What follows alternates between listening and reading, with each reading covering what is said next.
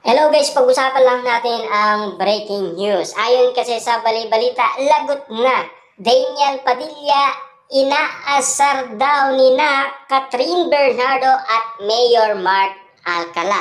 Paano nga ba nangyari ang ganitong sitwasyon? Ayon kasi sa duda umano ng karamihan, AI lang daw ang nasabing photo or baka inedit lang daw. Yun kasi ang paglilinaw ng karamihan.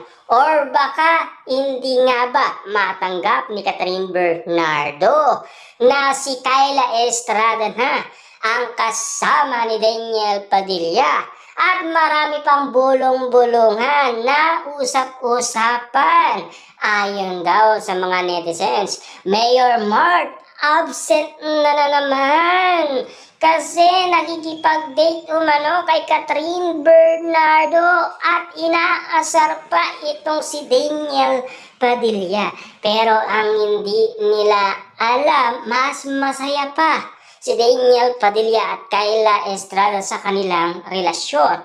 Subalit, kina Catherine Bernardo at Mayor Mark Alcala, ano na nga ba ang estado ng kanilang pamilya? Siyempre, sina Mami Min Bernardo ay hindi pa naman bet si Mayor Mark Alcala. Samantalang Daniel Padilla at Kyla Estrada, okay na okay sa kanilang pamilya ang kanilang relasyon. Yun ang napaka-importante.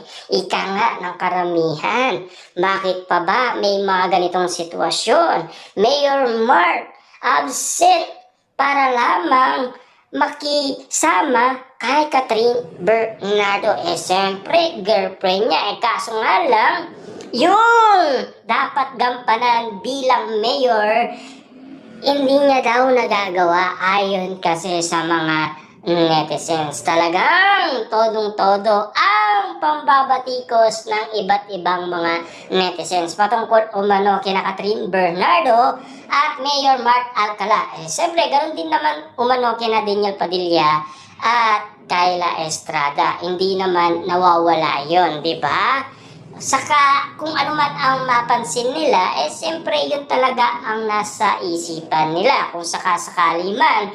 Pero kung sakaling maging masaya man si Daniel Padilla kay Kyla Estrada, tanggapin na lang natin. Lalong-lalo na si Catherine Bernardo at Mayor Mark Alcala, tanggapin na lang natin. Kasi yun na ang napili ng kanilang pagmamahalan. Kaso nga lang, Daniel Padilla hindi pa daw nakamove on. Ganon din naman kay Catherine Bernardo.